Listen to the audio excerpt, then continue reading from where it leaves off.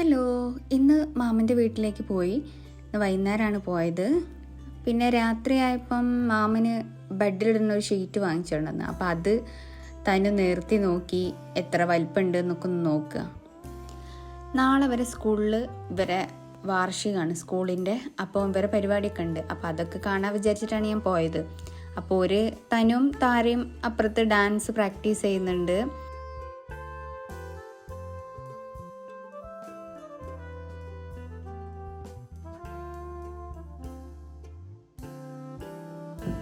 നാളെ മാമനൊരു സദ്യ ഉണ്ടാക്കി കൊടുക്കാനുണ്ടായിരുന്നു.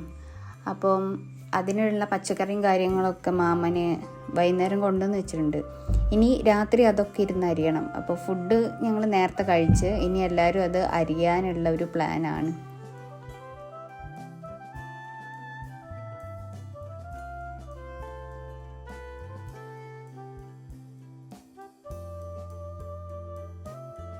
പെട്ടെന്ന് തോല് ചെത്തിയെടുക്കാൻ പറ്റുന്നത് ഇവർ രണ്ടാളും കൂടി തോലൊക്കെ ചെത്തിയെടുത്ത്, പിന്നെ പറ്റാത്തത് ഒക്കെ ഞാനും കുറച്ചൊക്കെ ചെയ്തു കൊടുത്ത്, പിന്നെ അരിയൽ ഫുള്ള് ഞാനും മാമനും ആൻറ്റിയും കൂടിയാണ് ചെയ്തത്. മറ്റൊരു കുറച്ചൊക്കെ ചെയ്ത് തന്നിട്ട് പിന്നെ ഒരു ഉറക്കം വന്നപ്പോൾ എണീറ്റ് പോയി.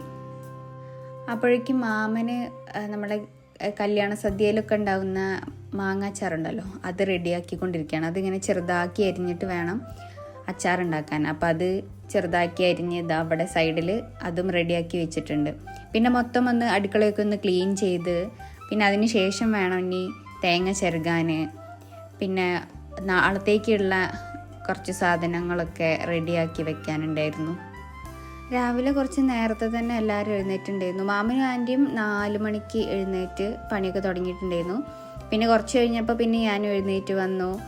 പിന്നെ കുറച്ച് അവിയലിനുള്ളതൊക്കെ അരിയാനുണ്ടായിരുന്നു. അപ്പോൾ അതൊക്കെ അരിഞ്ഞു കൊടുത്തു. പിന്നെ ചോറ് വേഗം അടുപ്പത്ത് വെച്ചിട്ടുണ്ടായിരുന്നു. അപ്പുറത്ത് പായസം വെച്ചിട്ടുണ്ടായിരുന്നു. പിന്നെ സാമ്പാർ ഗ്യാസിലാണ് വെച്ചിട്ടുള്ളത്, കുക്കറിലാക്കിയിട്ട്. അങ്ങനെ ഓരോന്നും ഓരോ സ്ഥലത്ത് ആയിക്കൊണ്ടിരിക്കുകയായിരുന്നു. തനുവിനെ കൊണ്ട് മാമൻ വിറകൊക്കെ കൊണ്ട് ഇടിപ്പിക്കുകയാണ്. അപ്പോൾ കുറച്ചൊക്കെ എടുക്കും, പിന്നെ അതിൻ്റെ ഇടയിൽ മുങ്ങി കഴിഞ്ഞാൽ പിന്നെ മാമൻ വിളിക്കും. അങ്ങനെ ഓരോ കുറച്ച് പണികളൊക്കെ സഹായിക്കുന്നുണ്ട്. പിന്നെ കുറച്ച് കഴിഞ്ഞപ്പോൾ ജിത്തുട്ടൻ വന്നിട്ടുണ്ടായിരുന്നു. പിന്നെ ഇവർക്ക് ഏകദേശം സ്കൂളിൽ പോകാനുള്ള നേരമൊക്കെ ആയി തുടങ്ങി. പായസം ഇതാ അടുപ്പത്ത് തിളച്ചുകൊണ്ടിരിക്കുകയാണ്. അപ്പോൾ അതിങ്ങനെ ഇളക്കി കൊടുക്കുകയാണ് താര.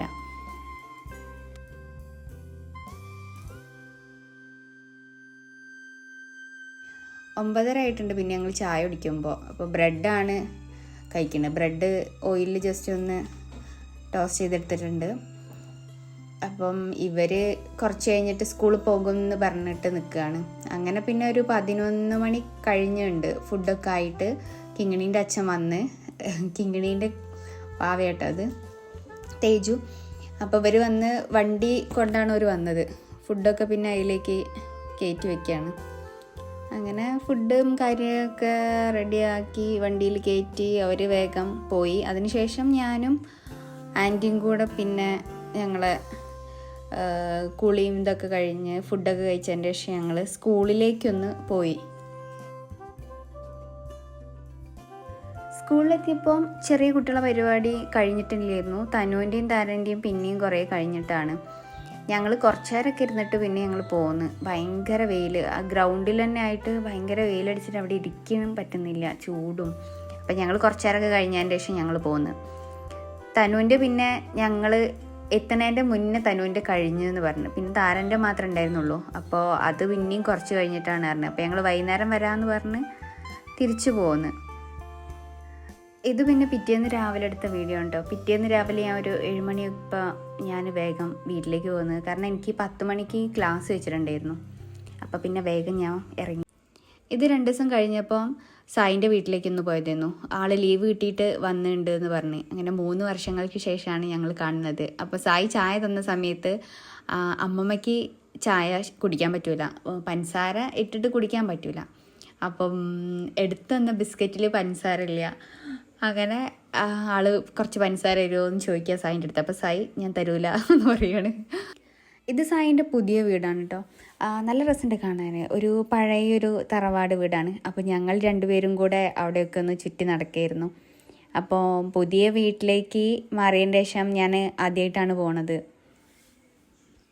അവിടുത്തെ സിറ്റ് ഔട്ടിലിരിക്കാൻ നല്ല രസമാണ്, നല്ല കാറ്റുണ്ട്, അതുപോലെ നല്ല വെയിലും ഉണ്ട്. പിന്നെ ഞങ്ങൾ കുറച്ച് നേരം ഫാനൊക്കെ ഇട്ടിരുന്ന് ഞങ്ങൾ കുറേ പഴയ കഥകളും പുതിയ കഥകളും ഒക്കെ ഇങ്ങനെ പറഞ്ഞിരിക്കുകയാണ്. അതിൻ്റെ ഇടയിൽ കൂടെ അമ്മ ഇങ്ങനെ വിളിക്കുന്നുണ്ട്, ഫുഡ് കഴിക്കണം, ഫുഡ് ഓർഡർ ചെയ്തിട്ട് എന്നൊക്കെ പറഞ്ഞിട്ട്. അങ്ങനെ കുറച്ചൊരു 2 മണിയായപ്പോൾ ഉണ്ട് ഫുഡ് വരുന്നു, കുറച്ച് ലേറ്റായി. പിന്നെ ഞങ്ങൾ 3 ആളും കൂടി ഇരുന്ന് ഫുഡ് കഴിച്ച്. അമ്മ പിന്നെയും ലേറ്റ് ആവുമെന്ന് പറഞ്ഞു. ഞാൻ ഈ വീഡിയോ എടുക്കുന്നതുകൊണ്ടാണ് ഇവിടെ ഈ മുഖം പൊത്തിക്കൊണ്ട് നടക്കുന്നത്. ഈ നെറ്റിപ്പട്ടം സായിൻ്റെ അമ്മ ചെയ്തിട്ടുള്ളതാണ്. 2 നെറ്റിപ്പട്ടം ഉണ്ട്, അതിൽ ഏറ്റവും വലുതാണിത്. ഇത് നല്ല ഭംഗിയുണ്ട്. വീഡിയോയിൽ കാണുമ്പോൾ കുറച്ച് ചെറുതായിട്ടാണ് തോന്നുന്നത്, പക്ഷെ നല്ല രസമുണ്ട് കാണാൻ. പിന്നെ ഇതാണ് സായിൻ്റെ അച്ഛൻ, ഇത് അമ്മായിയാണ് കേട്ടോ. അവിടെ എത്തിയപ്പം അമ്മായി ഇല്ലാത്തതിൻ്റെ ഒരു മിസ്സിങ് ഫീൽ ചെയ്തു, ഒരു വിഷമം ഉണ്ടായിരുന്നു. കാരണം എപ്പോഴും കാണുകയാണെങ്കിലും അമ്മമ്മയും അമ്മായും ഒരുമിച്ചിരുന്ന് വർത്താനം പറയലും ഓരോരോ കഥകളുമായിട്ട് ഇങ്ങനെ കാണുന്നതുകൊണ്ട് ഒരു വിഷമം അവിടെ എത്തിയപ്പോൾ ഉണ്ടായി. ഇത് സായി ഫൈൻ ആർട്സ് ചെയ്ത ഒരു പെയിൻറ്റിംഗ് ആണ്. ഇത് അടുത്തൊരു നെറ്റിപ്പട്ടാണ്. പിന്നെ അതിൻ്റെ തൊട്ടപ്പുറത്ത് കഥകളീൻ്റെ ഫേസ് വെച്ചിട്ട് ഒരു നെറ്റിപ്പട്ടം ചെയ്തിട്ടുണ്ട്. അമ്മ അവിടെ ഇല്ല, അമ്മ ഉണ്ടായിരുന്നെങ്കിൽ അമ്മേനെയും കൂടെ കാണിക്കായിരുന്നു. പിന്നെ അമ്മ ചെയ്തിട്ടുള്ള ഒരു മ്യൂറൽ പെയിൻറ്റിംഗ് ആണ് കേട്ടോ അത്, കാർവർണ്ണൻ്റെ. അപ്പോൾ ഇനി വേറൊരു വീഡിയോയിൽ കാണാം.